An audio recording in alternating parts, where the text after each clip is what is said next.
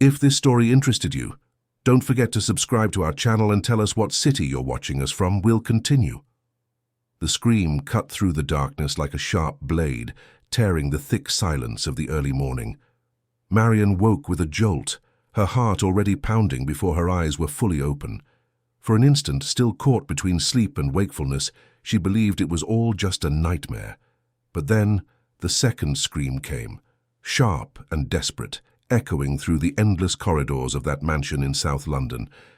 It was Luke's voice. Or Peter's.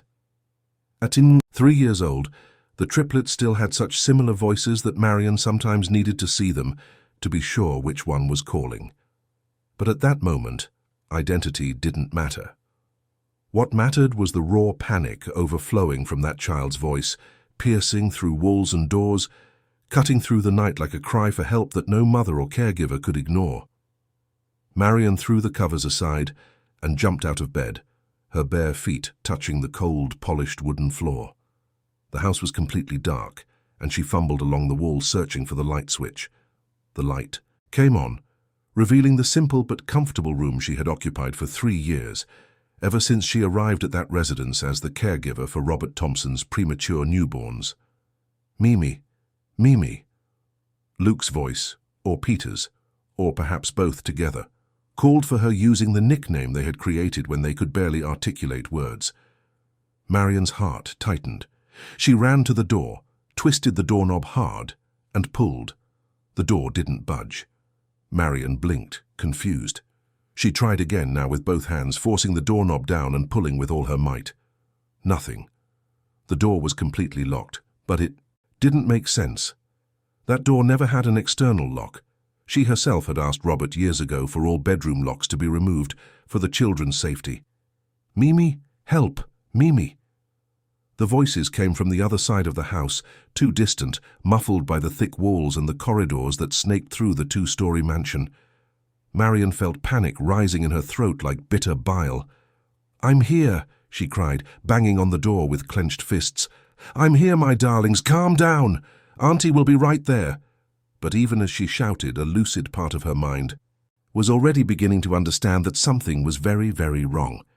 She looked around the room, searching for the mobile phone she always left on her bedside table, charging overnight. It wasn't there. She rushed to the desk, rummaged through her bag, opened drawers. Nothing. The device had simply vanished. The landline. She remembered the extension next to the bed, but when she picked up the receiver, she found only silence. Deadline. Of course.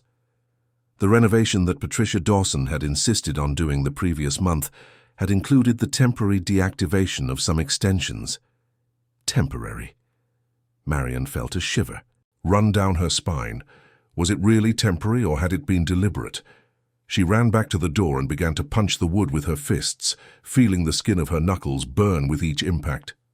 "Let Auntie out! Please! Someone! Robert! The children need me!" But she knew it was useless. Robert was at that business dinner in the city centre, that engagement Patricia had so insisted he attend.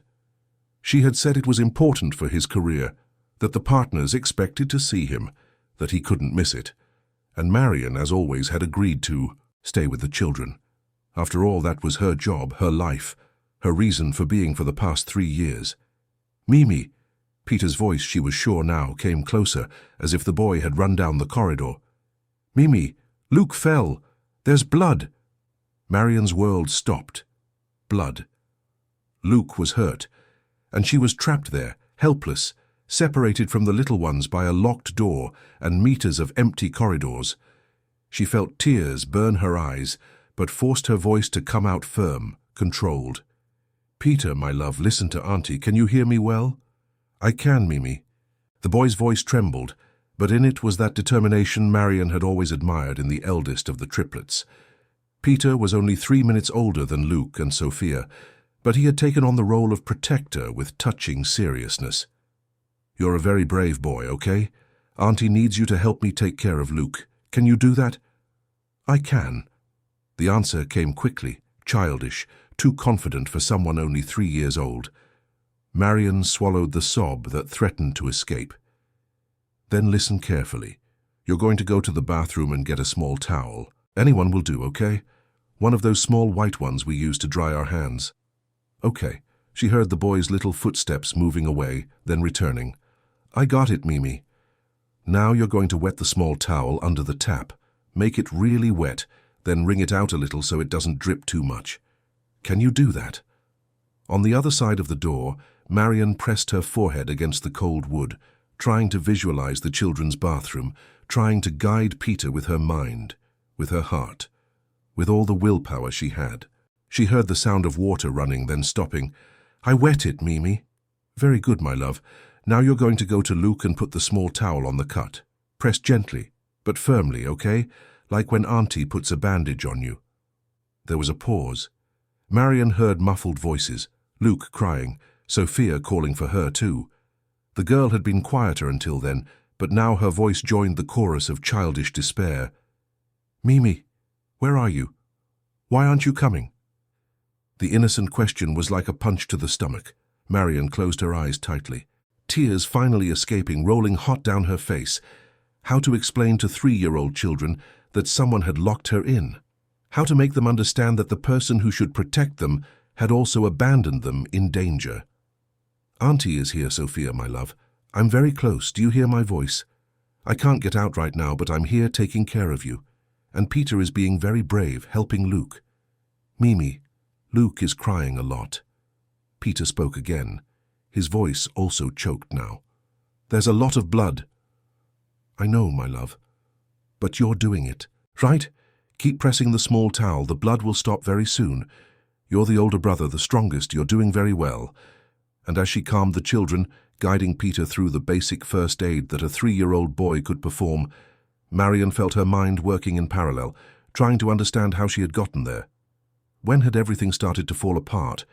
When had the signs become too obvious to ignore? The answer came in fragments, loose images that her memory insisted on bringing to the surface even in the midst of that crisis. Patricia.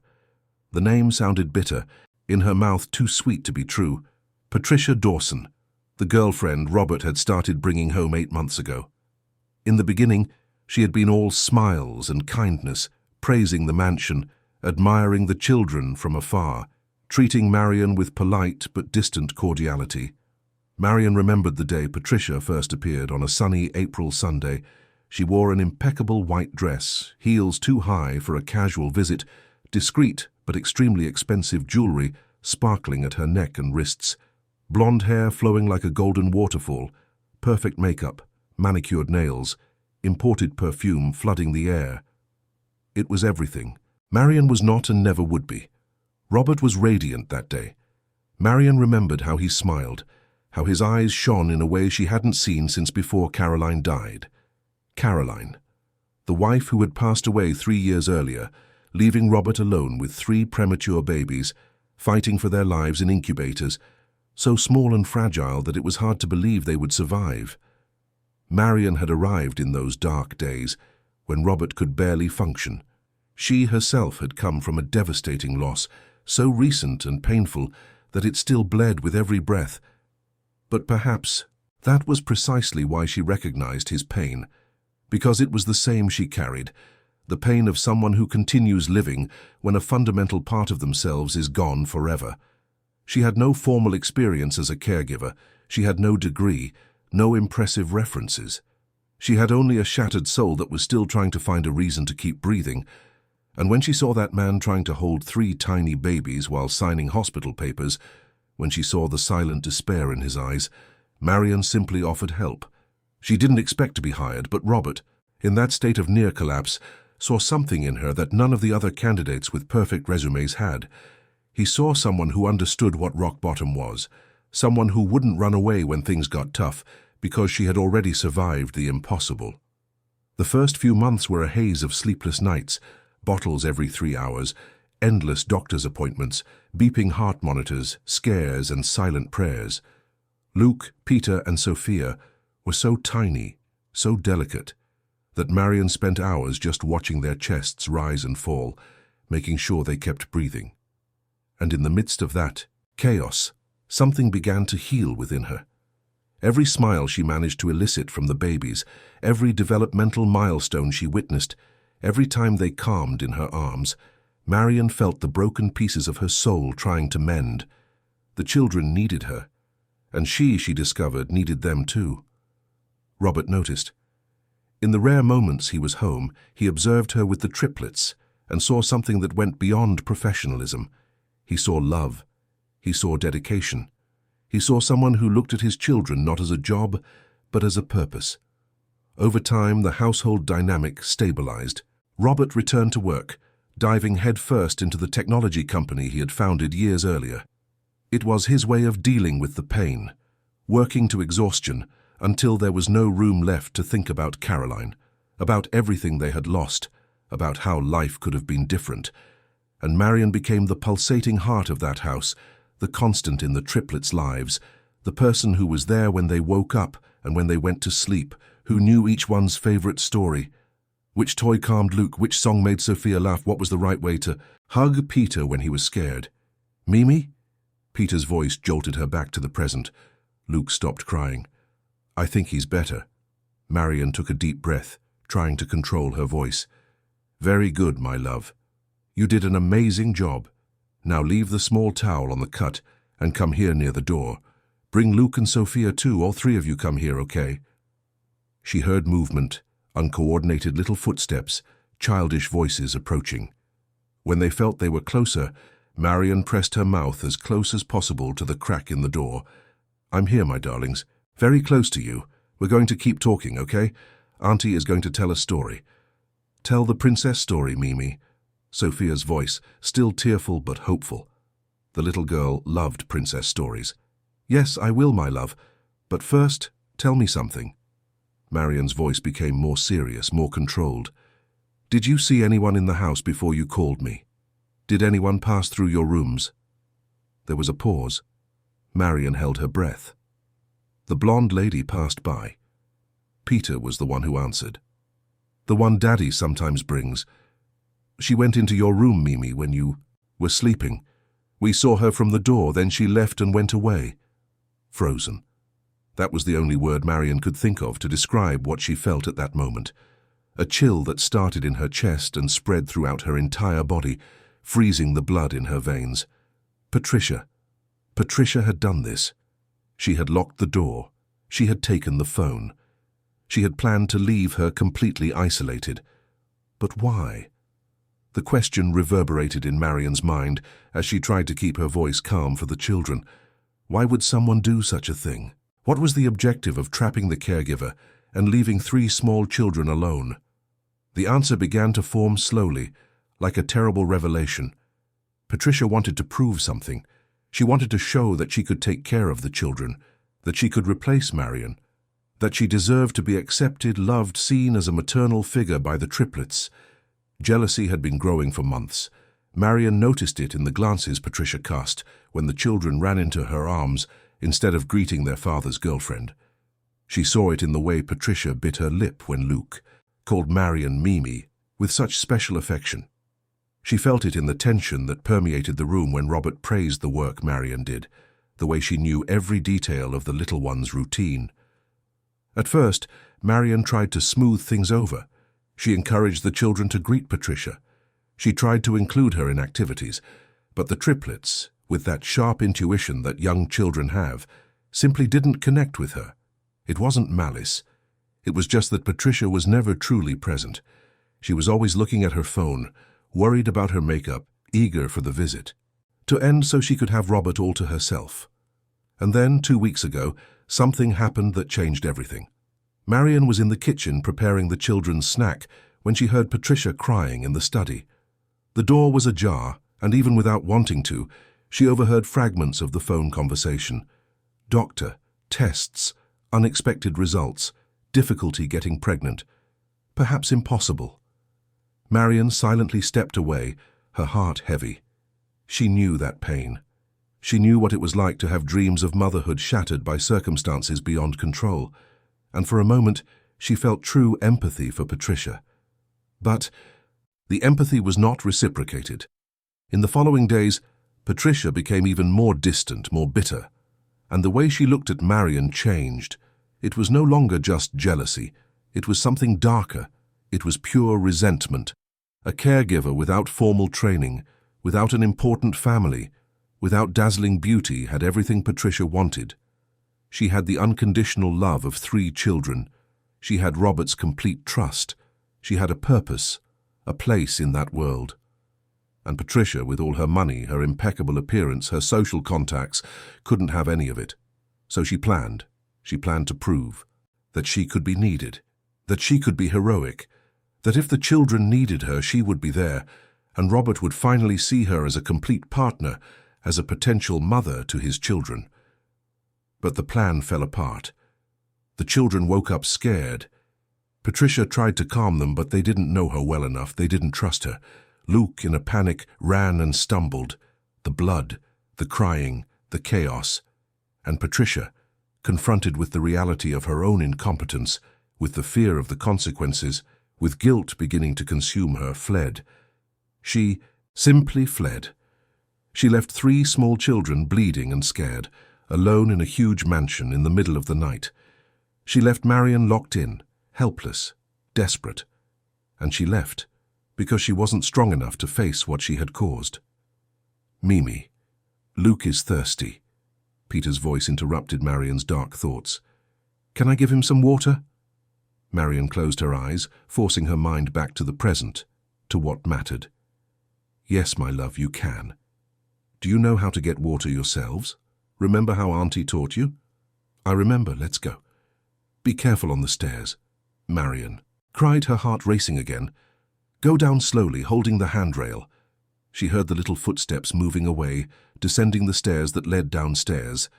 Every second was agony, imagining 1,000 ways the children could get hurt. But Peter returned, proud, announcing that they had managed to get water from the kitchen filter without spilling anything. Marion felt a mixture of pride and despair. The children were being strong, brave, doing what they could. But they shouldn't be in this situation. They should never have been put in this situation. How much time had passed? An hour. 2. The clock. On the bedside table read 3:20 in the morning. Robert had been at that dinner since 8 in the evening. Business dinners could run long, she knew, but not until dawn. He should be back soon. He had to be back soon. Marion allowed herself, for the first time in hours, to think of Robert arriving home, of how she would be freed, of hugging the children, of finally feeling that they were safe again. But a part of her feared something else. She feared the way Robert would look at her. She feared the questions. She feared that he would somehow blame her, or doubt her version of events, or decide that it was all too dangerous and that he needed someone different to care for his children. Because in the end, however much Robert trusted her, Patricia was his girlfriend. She was the woman he had chosen to try and rebuild a life with, and accusations against her would be complicated, painful, difficult to process, unless there was proof. Marion remembered the security cameras. Robert had installed a complete system 6 months ago, after a series of burglaries in the neighborhood. Cameras in all the corridors, at the entrances, in the garage. If Patricia had done what the children said, it was all recorded.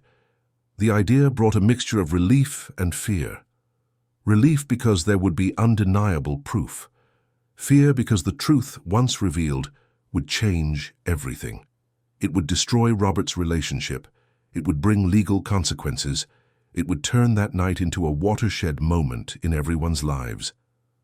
Mimi? Sophia's voice came small, sleepy. Tell the princess story now? Marion leaned her forehead against the door again, took a deep breath and began to tell the story. Her voice was hoarse at first, then it steadied, finding the familiar rhythm of the stories she told every night to put the triplets to sleep. Once upon a time, there was a princess who lived in a very beautiful castle. And as she told the story, Marion silently prayed for Robert to arrive soon, for him to find the children, for him to free her, for all of it to end so they could begin to heal. Because deep down, even in the midst of that entire nightmare, Marion knew a fundamental truth. She loved those children, loved them with an intensity that hurt, that frightened her, that filled every empty space the loss had left in her soul. And more than that, she realized now, in the cold silence of that early morning, that she loved Robert too. Not as a boss, not as the father of the children she cared for, but as a man, as a person, as someone who, like her, had been broken by life and was trying to pick up the pieces as best he could. It was a love she had never allowed herself to name, a feeling she kept locked deep in her chest, hidden beneath layers of professionalism and safe distance. Because acknowledging it would be dangerous. It would complicate something that needed to remain simple. It would risk the only home she had found after losing everything. But at that moment, trapped and helpless, listening to the sleepy voices of the children on the other side of the door, Marion finally admitted to herself. She admitted that she wanted more than just to be the caregiver. She wanted to be part of that family for real. She wanted Robert's hugs to be not just grateful but passionate. She wanted to wake up every morning in that house not as an employee but as someone who belonged there by her own right.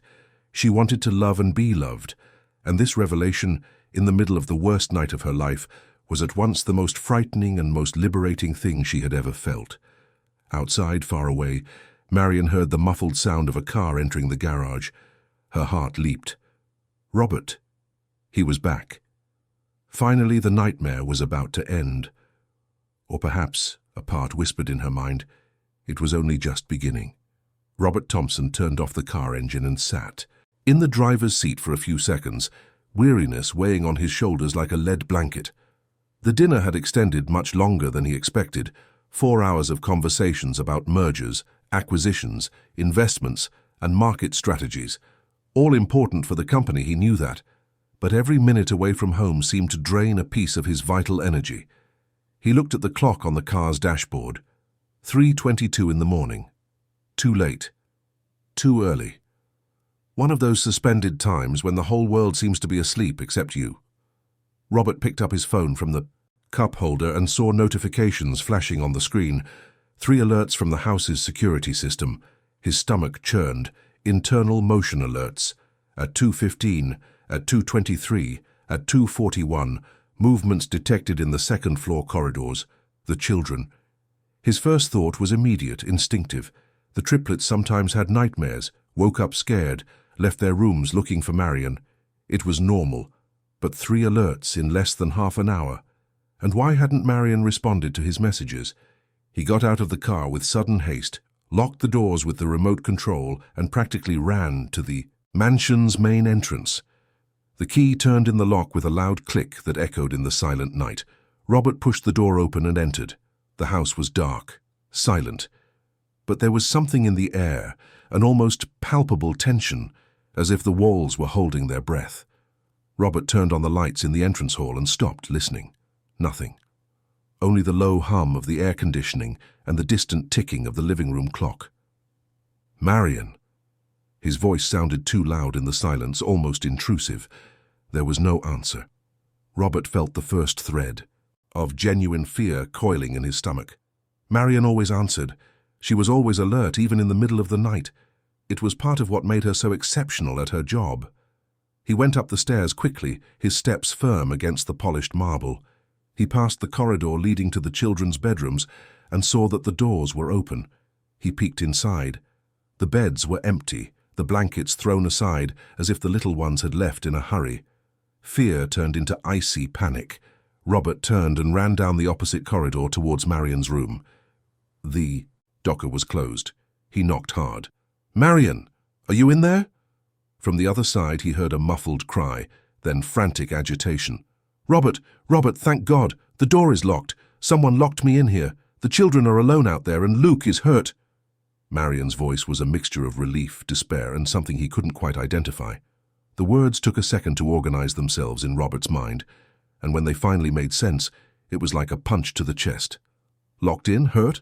He tried to turn the doorknob. Locked indeed. He took a step back and, without thinking twice, raised his foot and kicked the door with all his might. The old wood cracked but didn't give way. Robert kicked again. Again. On the third attempt, the lock shattered, and the door burst open violently, slamming against the inner wall. Marion was there, her eyes red from crying, her hair disheveled, her hands bloody. Robert looked at those hands and felt something break inside him. Her knuckles were raw, the skin torn from punching the door so much. How long had she been trapped? How long had she spent banging, screaming, trying to get out? The children. That was all Marion said before rushing past him, barefoot, still in her pajamas.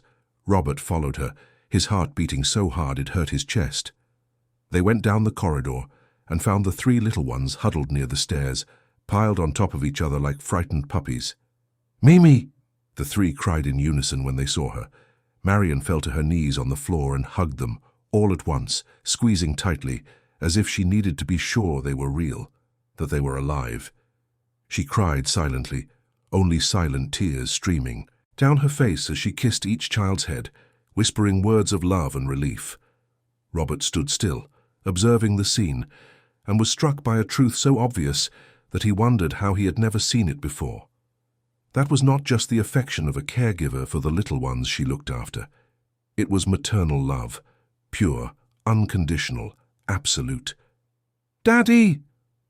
Peter was the first to notice his presence. The boy broke free from the collective hug and ran to Robert, clutching his leg tightly. "Daddy, it was horrible. Luke fell and there was blood and Mimi was trapped and we were all alone." Robert knelt down and picked up his son, feeling the little body tremble against his chest. "It's all right now, my son. Daddy is here." He extended his free arm, and Luke and Sophia came too, wanting to be held. Robert held them as best he could, these 3 little pieces of his life, these 3 reasons why he kept getting up every morning, even when the longing for Caroline threatened to paralyze him. Marion slowly stood up, wiping her face with the back of her bloody hands. Robert looked at her over the children's heads and saw that she was trembling. "What happened?" he asked, his voice coming out harsher than he intended. "Who locked you in there?" Marion opened her mouth, but before she could answer, Sophia pulled Robert's shirt. "Daddy, it was the blonde lady, the one you bring here. She went into Mimi's room when Mimi was sleeping." Robert felt his blood run cold. Blonde lady. It could only be one person. Patricia. Patricia had been there. But how? Why? He had dropped her off at her house after dinner over an hour ago. Or at least that's what he thought he had done. The memories of the night began to rearrange themselves in his mind.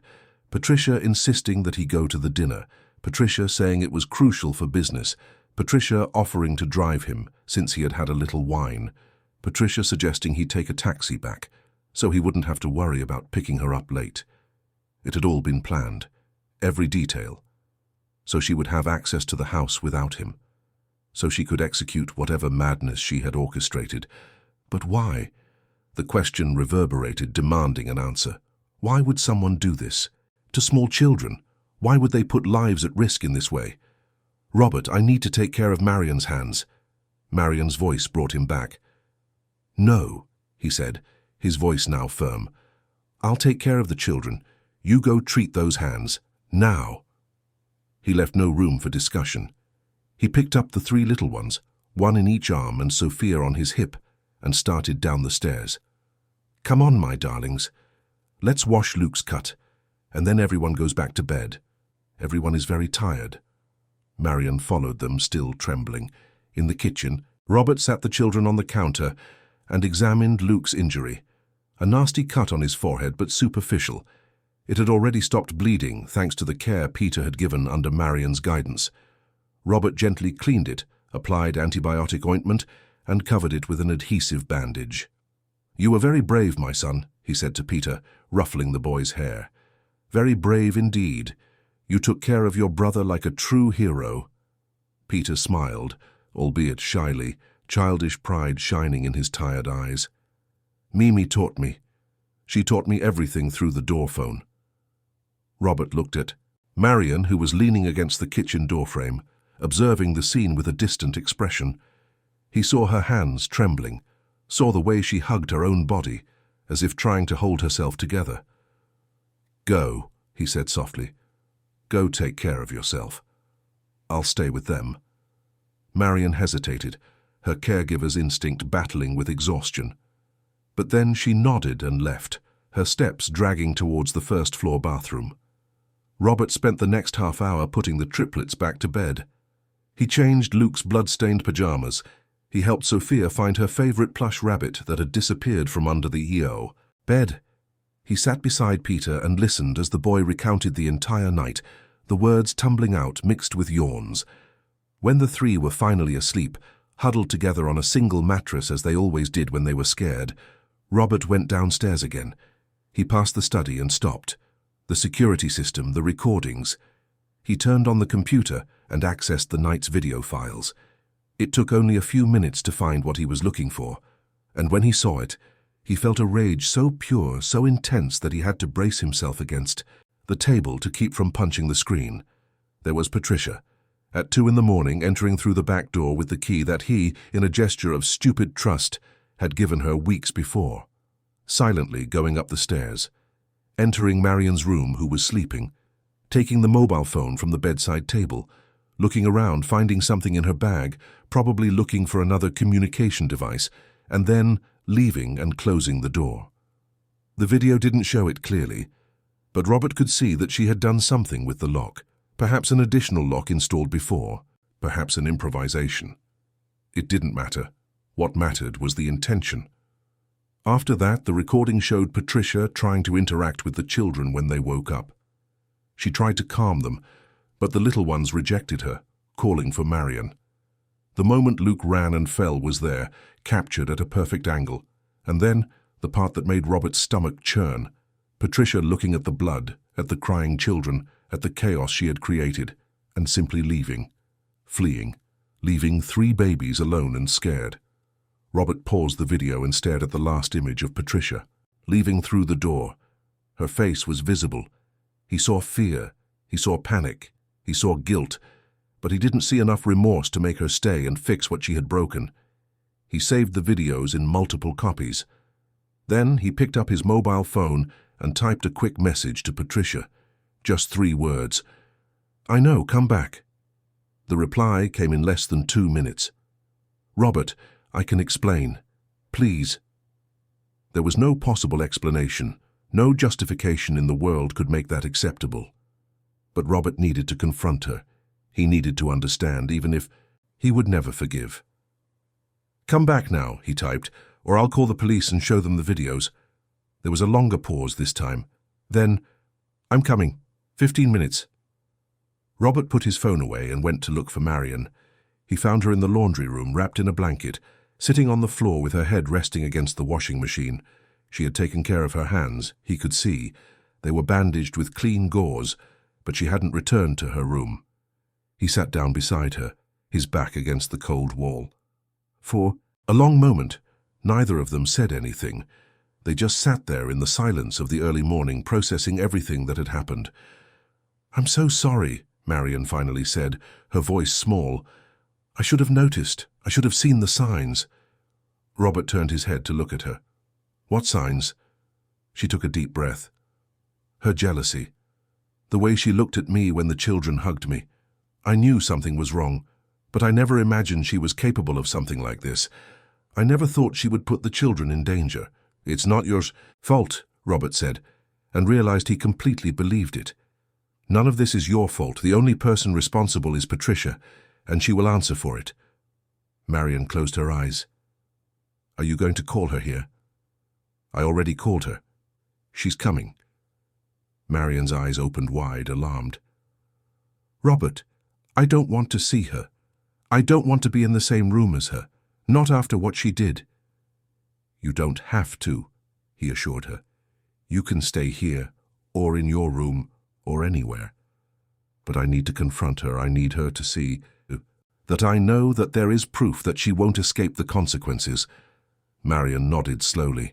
She remained silent for a few more seconds, then asked so quietly that Robert almost didn't hear, "Why did she do it? What did she want to prove?" Robert ran a hand through his hair, tired. "I think," he began slowly, "that she wanted to show that she could take care of the children, that she could be needed, that she could take your place." Your place. The words hung between them, laden with unspoken meanings, because Marion's place in that house was much more than just professional. It was emotional, it was essential, it was irreplaceable. Robert realized this now with painful clarity. Marion was not just his children's caregiver. She was the heart of the home. She was the person who transformed that large, cold mansion into a home. She was the one who made it possible for him to continue functioning, working, living, while still carrying the weight of Caroline's loss. And more than that, he realized now, she was the person who had begun to heal the parts of him that seemed dead after Caroline was gone. It was in the rare smiles she drew from him. It was in the conversations about the children that extended to other topics. It was in the way she always knew when he was having a difficult day and left his favorite coffee ready without saying a word. When had that transformed into something more? When had he started looking for excuses to spend more time at home? When had business dinners started to feel like a burden because they meant time away from her? Marion? He said her name softly, and she turned to look at him. Robert saw vulnerability in those brown eyes. He saw fear and hope and something deeper that he couldn't name. "I need to tell you something." But before he could continue, the doorbell rang, shrilly, insistently, shattering the moment like breaking glass. Patricia had arrived. Robert stood up, helping Marion to her feet as well. "Stay here," he requested. "You don't need to be there. I'll handle this quickly." Marion held his arm with her bandaged hand. "Be careful. She's desperate. Desperate people do unpredictable things." Robert nodded and left, walking down the corridor to the front door. He opened it and found Patricia on the other side. She was unrecognizable. The formal dress she had worn to dinner was crumpled. Her makeup had smudged, leaving dark streaks under her eyes. Her blonde hair was disheveled. She looked as if she had aged 10 years in a few hours. "Robert," she began, her voice trembling. "I can explain. Let me explain." "Come in," he said, stepping back.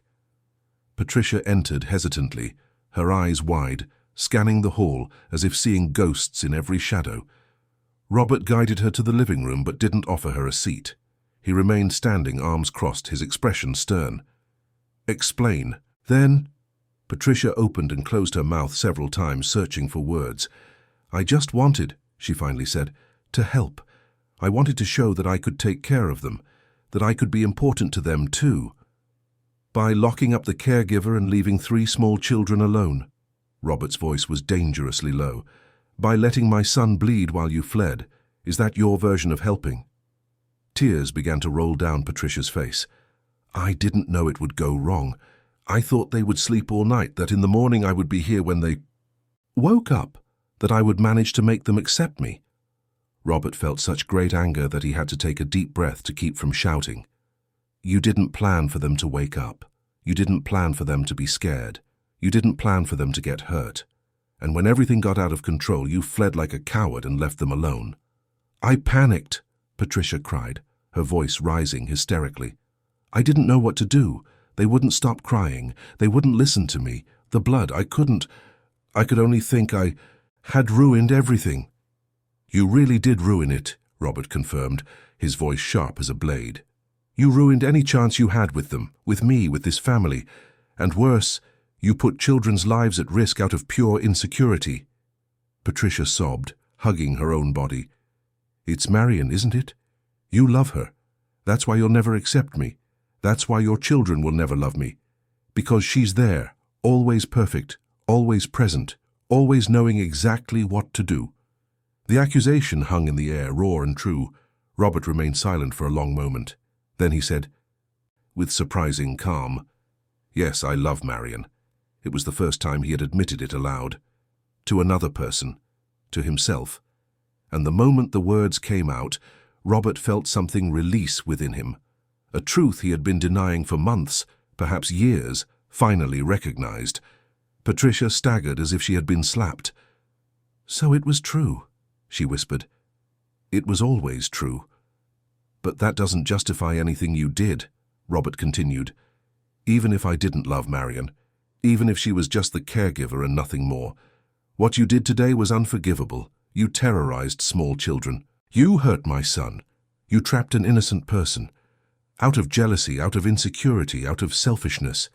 Patricia raised her face, her red eyes meeting his. "And now, What are you going to do?" Robert went to the study and returned with a USB drive. "Here are all the recordings from the night. Everything you did is documented. I'm going to give you a choice. You disappear from our lives, never try to make contact again, and I won't hand this over to the police. Or you try to justify yourself, try to fight, and I will use every second of this video to ensure you are legally held accountable for everything." "It's blackmail," Patricia whispered. "It's protection," Robert corrected. "Protection for my children. Protection for Marion. Protection for myself. You made terrible choices today, now you have to live with the consequences." Patricia looked at the USB drive as if it were a death sentence. Then, slowly, she nodded. "I'll leave. I won't bother you anymore." Robert felt no pity. He felt no victory. He felt only exhaustion and relief. "Good. Now get out of my house and never come back."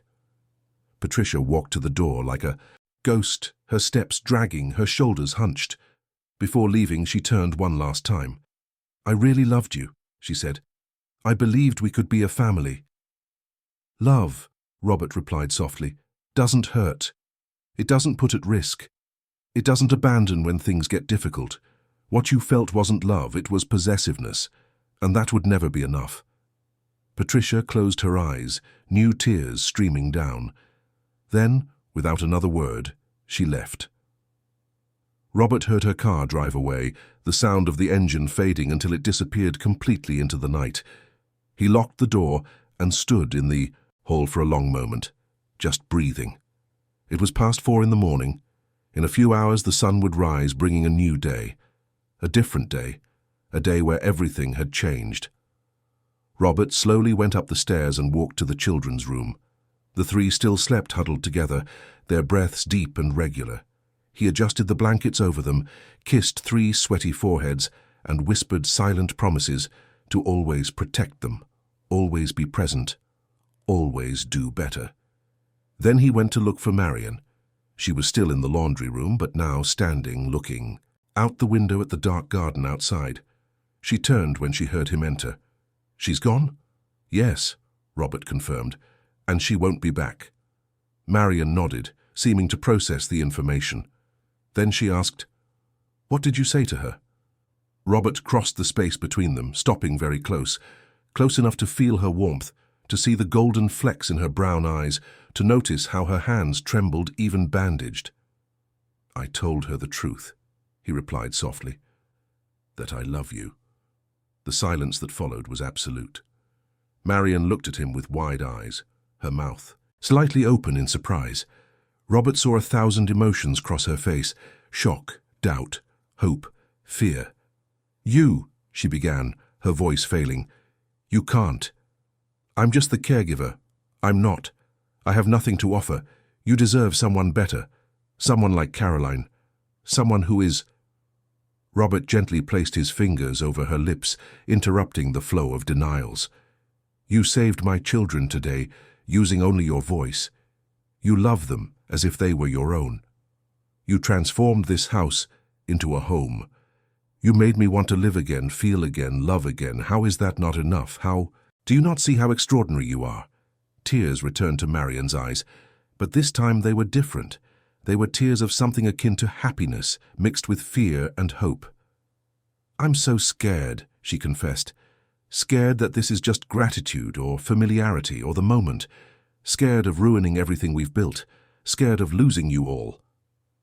"Then let's go slowly," Robert suggested, taking her bandaged hands with infinite care. "Let's discover together what this is. No pressure, no impossible expectations. Just us being honest about what we feel." Marion looked at him for a long moment, studying, his face as if searching for signs of doubt or deceit. And then very slowly she nodded. "Okay," she whispered. "Slowly." And in that small space of the laundry room, with dawn approaching and the worst night of their lives finally ending, Robert pulled Marion into a hug. She fitted against him perfectly, her head on his shoulder, her arms around his waist, and for the first time in a long time, both felt that perhaps, just perhaps, the future could be something beyond survival. It could be a new beginning. It could be happiness. It could be love, the First rays of sunlight entered the mansion's windows like golden fingers, gently touching the furniture, the walls, the family portraits hanging in the corridors. Marion woke up on the living room sofa, still wrapped in the blanket Robert had placed over her in the early hours of the morning. He had insisted that she rest while he stayed on watch with the children, and exhaustion had finally overcome her. She sat up slowly, feeling every sore muscle protest. Her hands throbbed beneath the bandages. Marion looked at her bandaged fingers and felt a strange pang. It wasn't just physical pain. It was the vivid memory of everything that had happened just hours before. The panic, the despair, the helplessness of being trapped while the children needed her. But she also remembered something else. Robert's words. "I love you." 3 words that had changed everything. 3 words that still echoed in her mind, making her heart race and her hands sweat even beneath the bandages. Marion got up and walked barefoot to the kitchen. Robert was there, his back to the door, making coffee. He was wearing the same clothes as the night before, his suit crumpled, his tie hanging loosely around his neck. His hair was messy, as if he had run his hands through it multiple times, but there was something different about his shoulders. They were no longer as hunched by the invisible weight he always carried.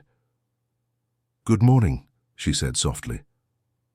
Robert turned, and when he saw her, a tired but genuine smile lit up his face. "Good morning. Did you get some sleep?" "A little." Marion approached, hesitant. "And you?" Robert shook his head. "I stayed with the children. They woke up a few times, scared. They needed to be sure I was there, that you were in the house, that everything was okay." Marion's heart tightened. "How are they?" "Still scared, confused. But they are strong. They will recover." Robert poured 2 cups of coffee and handed one to her. "I sat with them as soon as they truly woke up, an hour ago. I explained as simply as I could that the blonde lady did something wrong and won't be coming back, that they are safe. And they understood?" "Peter understood more. Luke and Sophia are still processing, but they all asked for you. They wanted to be sure you're okay, that your hands will heal, that you won't leave." The last words hit Marion like a blow. "Never," she said firmly. "I'll never leave. They are my life." Robert looked at her over his coffee cup, his dark eyes intense. "I know, and they know too. As do I." The silence that followed was not uncomfortable. It was laden with meaning, with feelings not fully expressed, with a new intimacy they were still learning to navigate. "Robert," Marion began, placing her cup on the counter, "about what you said yesterday about loving me."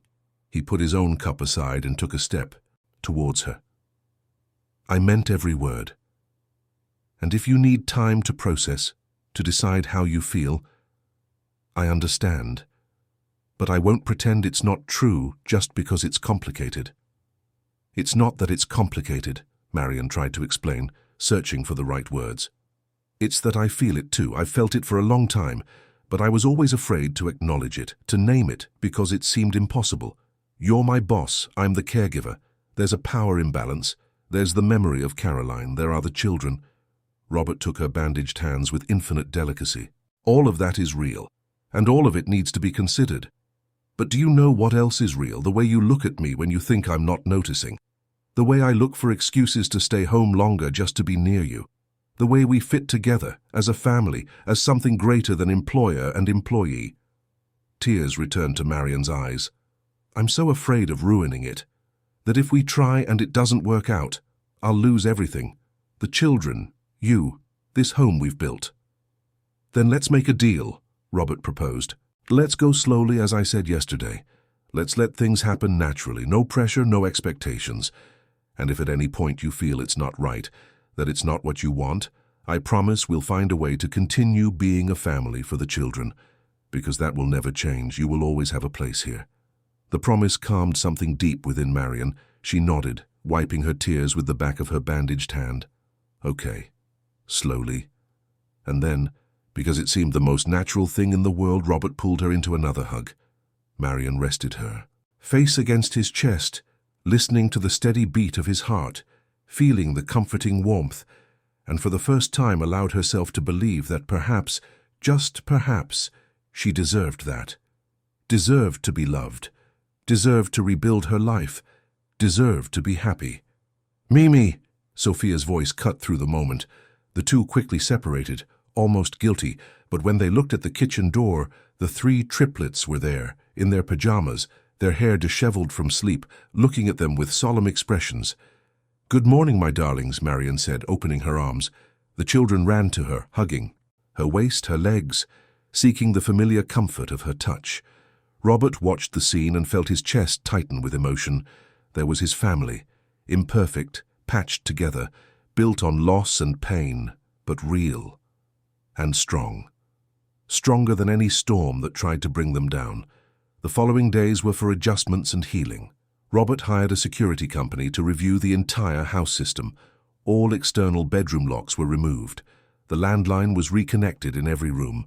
An internal intercom system was installed, allowing instant communication between any part of the mansion, and additional cameras were placed, ensuring that every inch of the property was monitored.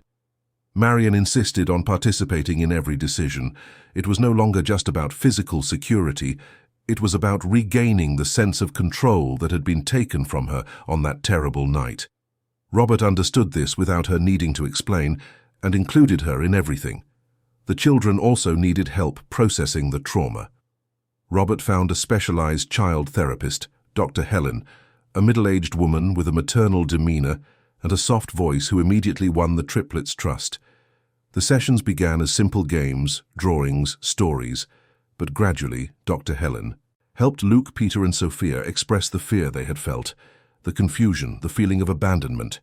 Peter, the eldest by 3 minutes but who had taken on the role of protector, carried a silent guilt. He thought he should have done more, protected his siblings better. Dr. Helen worked with him, explaining that he had been incredibly brave, that he had saved his brother, that he had done everything a 3-year-old child could do, and much more. Luke had recurring nightmares. He would wake up crying, calling for Marion, reliving the fall and the blood. Marion spent hours beside him on those nights, singing softly, holding his small hand, reminding him that he was safe, that she was there, that she would never again be trapped away from him. Sophia, the youngest and usually the quietest, began to be afraid of being alone. She followed Marion throughout the house, clinging to the hem of her skirt, needing constant physical contact to feel safe. Marion never complained. She carried the girl on her hip while doing household chores, talked to her about everything and nothing, reinforcing that she was there, would always be there. Robert also started therapy, not just to deal with the guilt of not having seen the signs in Patricia, but to finally process the loss of Caroline in a healthy way. For 3 years, he had pushed the pain down, buried under work and responsibilities. But that terrible night had broken something in him, opening old wounds that needed to be properly treated to heal, and as each member of that makeshift family worked on their own healing, something beautiful began to blossom between Robert and Marion. It wasn't dramatic, it wasn't sudden, it was gentle, gradual, natural, like the changing seasons. It started with dinners. Before, Marion ate alone in the kitchen after putting the children to bed, while Robert worked in the study or went out for engagements. But now, Robert made sure to have dinner with her. They sat at the kitchen table, talking about the day, about the children, about nothing and everything. The conversations extended, an hour turning into 2, 2 turning into 3. Laughter began to appear, genuine and frequent. Then came the outings. On weekends, Robert stopped working and started taking the whole family for simple activities. Parks, ice cream parlors, the London Zoo, picnics in Hyde Park. Marion initially tried to maintain some professional distance, but the children wouldn't allow it. They wanted her to stay by their father's side, to hold his hand as they held each other's hands, to be part of the same unit. And little by little, timidly, Marion allowed it. Their hands touched while walking, shoulders brushed when sitting on a park bench. Gazes lingered longer than necessary. Smiles became more intimate, laden with shared meanings. The scars on Marion's hands began to heal, but the marks remained. Small white lines on her knuckles, permanent reminders of that night. At first, she tried to hide them, embarrassed. But Robert would gently take her hands, kiss each scar, and say they were marks of courage, not of pain. They were proof that she had fought, that she hadn't given up, that she had done the impossible to protect the children she loved. 2 months after that night, on a rainy Sunday afternoon, something changed. The children were in the living room building a fort with cushions and blankets, laughing and shouting happily. Marion and Robert were in the kitchen preparing hot chocolate, working side by side in comfortable silence. Robert was stirring the chocolate on the stove when he felt Marion approach. She stood beside him so close that their arms touched. He turned his face and found her looking at him with an expression that made his heart race. "Marion," he began, but she shook her head, silencing him. "I've decided," she said softly, "decided to stop being afraid, to stop thinking I don't deserve it, to stop waiting for everything to fall apart. And," Robert could barely breathe, "and I want this. I want you. I want to be more than the caregiver. I want to be your companion, your partner, truly a part of this family." The smile that lit up Robert's face was pure joy. Without a second thought, he turned off the stove, took Marion's face between his hands, and kissed her. It was a soft, careful kiss, laden with months of repressed feelings finally released. Marion melted against him, her arms around his neck, allowing herself to feel everything she had denied for so long. When they separated, both were breathless, smiling, looking at each other as if seeing for the first time. "Yuck," Peter's voice came from the door. "You were kissing." Robert and Marion turned at the same time and saw the 3 triplets standing there, expressions ranging from surprise to amusement. "Yes, we were," Robert confirmed, without any embarrassment. "Because I love Marion, and she loves me too." "Does that mean Mimi is going to be our mummy?" Sophia asked, her eyes wide with hope. Marion felt the tears come, but they were good tears this time. She knelt in front of the 3. "If you want, if you accept me like this." "We do," Luke shouted, throwing himself into her arms. The other 2 followed, and suddenly Marion was on the kitchen floor, with 3 children on top of her, all hugging, all laughing and crying at the same time. Robert watched the scene, his heart so full it ached. That was family. That was love. That was all that mattered. The following months were of complete transformation. Robert and Marion didn't hide their relationship, but they didn't announce it to the world either. They simply lived, allowing those close to them to notice naturally. Robert's family, whom he rarely saw but kept distant contact with, was surprised but supportive. Some employees at the company raised eyebrows, but Robert didn't care. His personal life was his own, and those who truly loved him would accept his choices. Marion blossomed in ways she never imagined possible. She was no longer just the silent caregiver who lived in the shadows. She was Robert's companion, present at business dinners when he asked, offering insights into people and situations with a perceptiveness he had learned to value. She was the maternal figure the children needed, but now with the legitimacy of truly being part of the family. And Robert, for the first time since Caroline died, allowed himself to be completely happy. It wasn't the same happiness he had before. It was different, built on different foundations, tempered by loss and suffering. But it was real, deep, and he embraced it without guilt. One Friday night, 6 months after that terrible early morning that had changed everything, Robert took Marion and the children on a surprise trip. They drove to the north coast to a beach house he had rented for the weekend. It was a simple, cozy place with sea views and white sand stretching in all directions. The children were ecstatic. They ran along the beach, built sandcastles, looked for shells, jumped in the shallow waves while Marion and Robert watched from chairs on the sand, hands intertwined. "I have a question for you," Robert said suddenly, his voice serious enough to make Marion turn and look at him. "You can ask." Robert stood up, pulled Marion to her feet as well, and then, to her complete surprise, knelt in the sand in front of her. Marion's heart stopped, literally stopped for a second before beginning to beat at a frantic pace again. "Marion," Robert began, his eyes shining with emotion, "you came into my life when I was broken, when I could barely function, and little by little, without even realizing it, you healed me, healed my children, transformed our house into a home. You taught me that it's possible to love again, in a different but equally profound way. "Robert," she whispered, tears already streaming down. He took a small box from his pocket and opened it, revealing a simple but beautiful ring, a white gold band with small embedded diamonds. "Marry me? Be my wife, the official mother of my children, my companion forever." Before Marion could answer, 3 childish voices cried out in unison, "Say yes, Mimi! Say yes!" Marion looked at Robert kneeling in the sand. She looked at the children excitedly jumping a few meters away.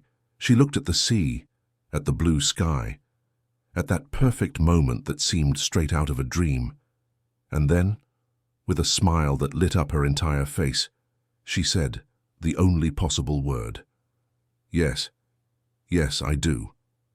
Robert sprang to his feet, placed the ring on her finger, and kissed her while the children ran, shouting happily, jumping around them, celebrating what everyone had known for a long time. They were a family. They always had been. Now it would finally be official. And on that quiet beach, with the sound of the waves and children's laughter as a soundtrack, Marion finally understood a fundamental truth. She hadn't lost everything years ago. She had lost a life, yes. But that loss had opened space for a new, different, unexpected life, a life full of love, purpose, and family, a life that was worth every tear, every fear, every moment of doubt, a life that was hers, completely, finally, perfectly. The wedding took place 3 months after the proposal on the beach, in an intimate and affectionate ceremony in the mansion's own garden. Marion had insisted on something simple, without ostentation, just the people who truly mattered. Robert agreed without hesitation. After all, what mattered was not the size of the party, but the meaning of that moment. White chairs were arranged in a semicircle on the verdant lawn that Marion tended with such care. Wildflowers adorned the improvised aisle, chosen by the Triplets themselves on an expedition to Borough Market that had resulted in more laughter than efficiency. Luke had chosen sunflowers because they were yellow like the sun. Peter had preferred white roses because they were elegant, like Mimi. Sophia had insisted on daisies because she could pull off the petals, saying, he loves me not." Marion's dress was simple but beautiful, a white lace design that delicately embraced her body, with 3/4 sleeves and a discreet train. She had forgone the traditional veil, preferring to wear her hair loose in natural waves, with just a few flowers intertwined. She didn't need masks or excessive adornments. She was there as she was, vulnerable and true. When Marion appeared in the garden, Robert's eyes filled with tears. She walked alone without a father to give her, away because she didn't need to be given away by anyone. She was there by her own choice, walking towards the man she loved, the children she already considered her own, the family she had built brick by brick. The Triplets were in the front row, dressed in tiny suits that made them look like serious little men. But the seriousness didn't last long. As soon as they saw Marion, the 3 shouted, "Mimi!" in unison and ran to hug her, completely forgetting the rehearsal where they had promised to stay quiet. Marion laughed, that free and clear laugh that Robert loved so much, and knelt to hug the 3 children. "You're all so beautiful," she whispered, kissing each little face. "My princes and my princess." The ceremony was short and emotional. The registrar, whom Robert knew personally, conducted the vows with simple but profound words about love, commitment, and family. When it was Robert's turn to speak, his voice was choked. "Marion," he began, holding her hands, "you saved me when I thought I was lost forever. You gave me hope when everything seemed dark. You showed me that it's possible to build happiness even on the ruins of pain. I promise to love you with the same intensity with which you love our children. I promise to be your safe harbor, as you are ours. I promise to build every day, for the rest of our lives, a family where love is the only rule that truly matters." Tears streamed freely down Marion's face when it was her turn. "Robert," she said, her voice trembling but firm, "I came into this house broken, lost, not knowing if I could continue living. And you gave me a purpose. You gave me a family. You gave me love when I thought I would never deserve to be loved again. Today I promise to be your companion in everything, in joy and sorrow, in sickness and in health, in every challenge life brings us. I promise to love Luke, Peter, and Sophia as my own children, because they already are. And I promise to love you until my last breath." When the registrar declared them husband and wife, the kiss that sealed their union was met with warm applause from the few guests present and animated shouts from the triplets. The celebration that followed was unpretentious and joyful, with homemade food, ambient music, and many heartfelt conversations. That night, when the children finally fell asleep, exhausted from so much running and playing, Robert and Marion were alone in the room they now officially shared. There was no honeymoon planned for exotic destinations. Their honeymoon would be there in that house with those children, building each day together. Marion looked at the wedding band on her finger, still not quite believing it was real. "Mrs. Thompson," Robert whispered in the dark, pulling her closer. "How does that name sound?" "Strange," she admitted with a smile, "but good. Very good." The following months were of adjustments and discoveries. Marion, who had always kept her professional life separate from her personal life, now needed to merge the two. She was no longer just the caregiver. She was the wife, the mother, the lady of the house. The balance was delicate, but she navigated it with the same dedication she applied to everything. Robert, in turn, learned to divide responsibilities more evenly. He reduced his hours at the office, delegated more tasks, prioritized being present. Family dinners became sacred. Weekends were dedicated to outings and moments together. He discovered that it was possible to be professionally successful without sacrificing personal life. It was at one of these family dinners, 4 months after the wedding, that Marion felt the first wave of nausea. She attributed it to overly seasoned food, fatigue, stress. But when the nausea persisted for the following days, accompanied by a strange sensitivity in her breasts and unexplained tiredness, a suspicion began to form. She bought 3 pharmacy tests and took them all at once, locked in the bathroom one afternoon when Robert was at work and the children were at school. When the 3 lines appeared, positive and unmistakable, Marion sat on the cold floor and cried. They weren't just tears of joy, although joy was there, pulsating and real. They were tears of fear. Fear of everything that could go wrong. Fear of not being strong enough. Fear of reliving old losses that still hurt when she allowed memory to touch them.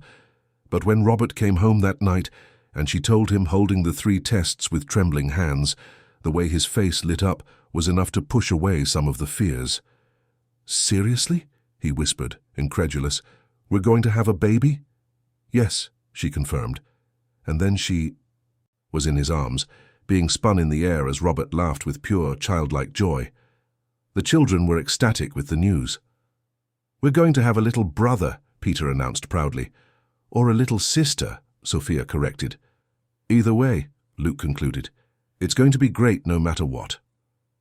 The pregnancy progressed without major problems in the first few weeks. Marion diligently attended prenatal appointments, followed all medical recommendations, and took care of her diet. Robert surrounded her with care, sometimes excessive, always worried. The children loved talking to her slowly growing belly, telling stories and singing songs. But in the 28th week, during a routine examination, the doctor frowned, looking at the monitor. "Your blood pressure is a little high," she commented. "We'll monitor it closely. I want to see you every week from now on." Marion tried not to panic. High blood pressure was common, she knew. But the old fear returned, whispering terrible possibilities in her mind during the nights she couldn't sleep. Robert noticed, of course. He always did. He held her hand in the dark, promised that everything would be okay, that she was strong, that the baby was strong, that they would get through anything together. In the 34th week, Marion woke up in the middle of the night with sharp stomach pains and a throbbing headache. "Robert," she called, shaking her husband. "Something is wrong." The rush to the hospital was a blur of fear and urgency. Marion's blood pressure was dangerously high. Preeclampsia, the doctor diagnosed. Severe. "We need to induce labor now." "Now," Marion repeated, panic evident in her voice. "But it's too early. The baby isn't ready." "At 34 weeks, the chances are good," the doctor assured her, but her voice was serious. "But if we don't induce, you and the baby are at risk." The following hours were the longest of Marion's life. The labor was difficult, painful, frightening. Robert stayed by her side the entire time, holding her hand, wiping her sweat, whispering words of encouragement, even when she cried that she couldn't, that it was too much, that she was scared. "You can do it," he repeated. "You are the strongest woman I know.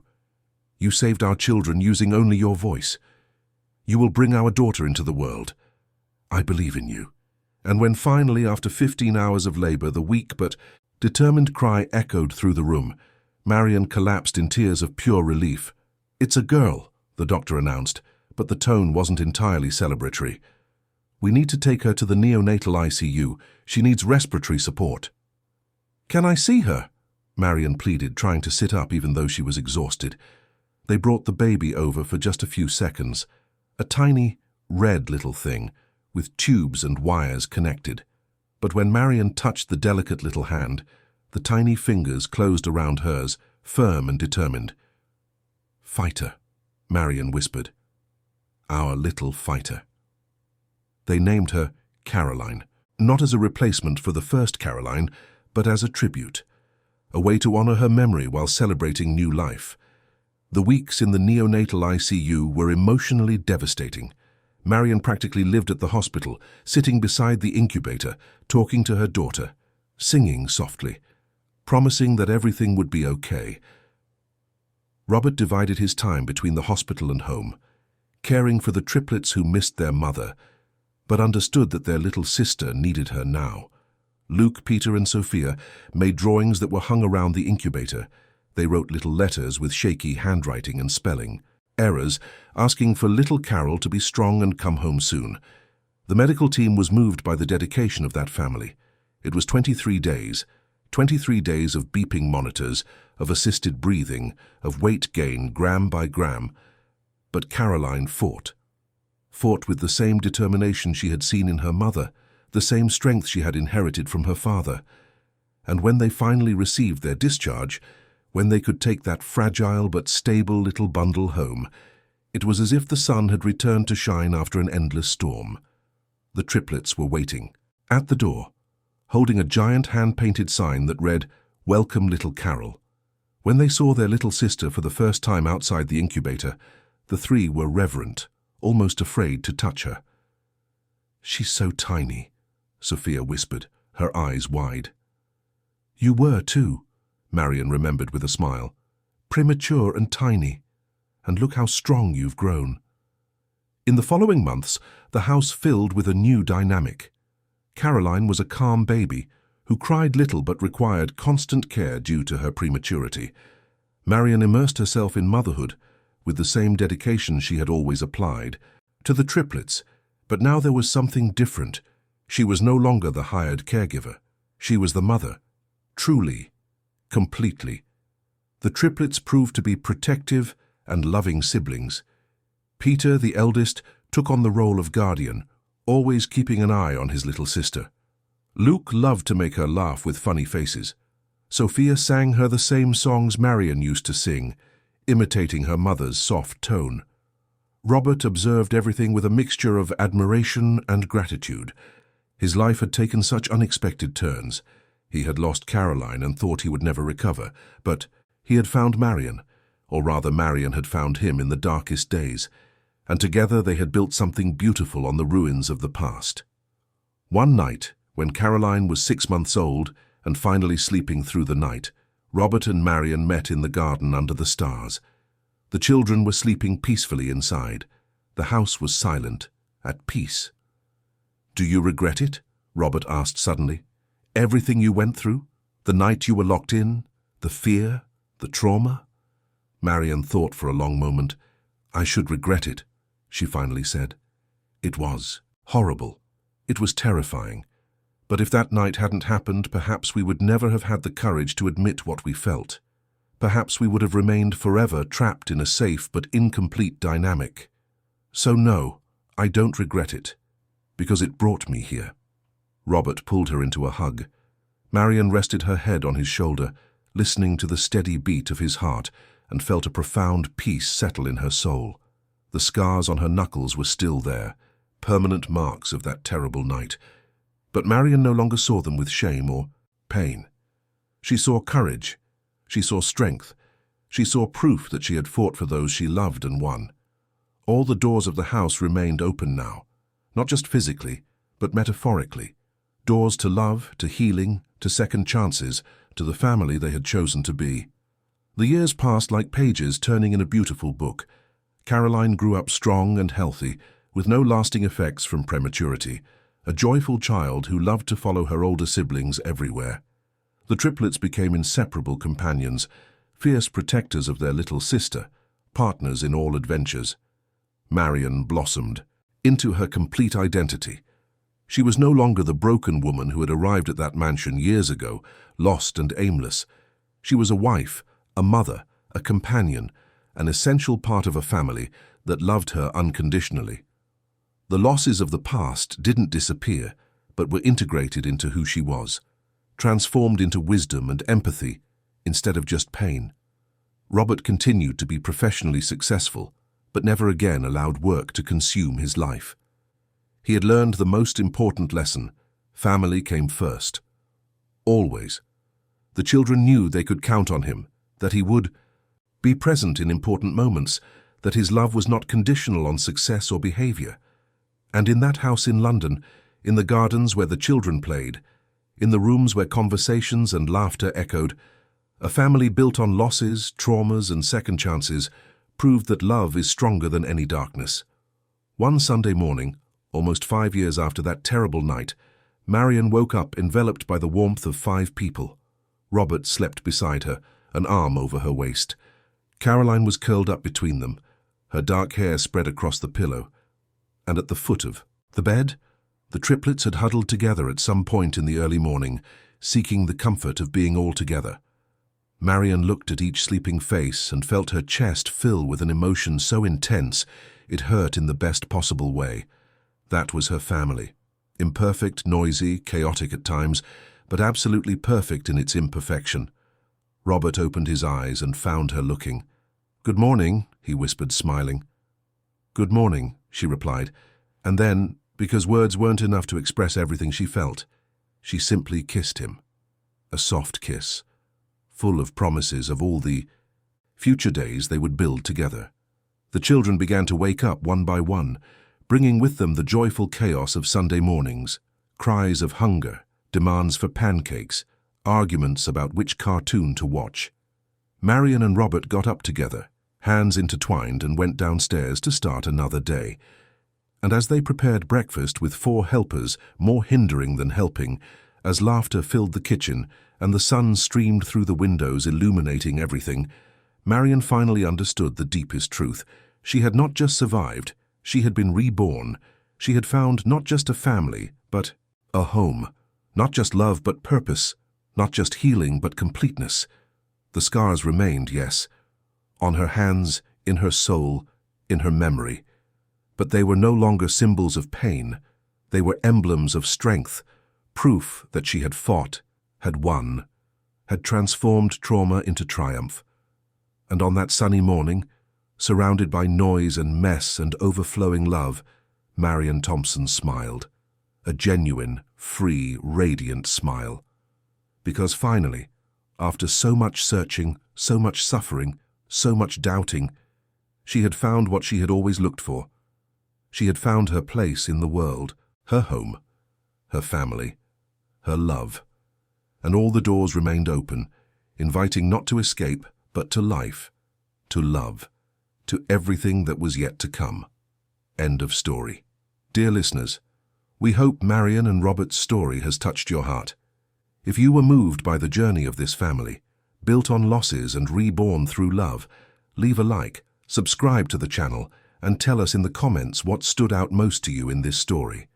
Was it Marion's courage in guiding the children by voice? Was it Robert's forgiveness and new beginning, or was it the strength of this family that transformed trauma into love? Every day we bring intense stories like this, which reveal the deepest side of the human soul, that make us believe it's possible to rebuild happiness even after the worst storms. We await you in the next episode with another story that will stir your emotions and make you reflect on the power of true love.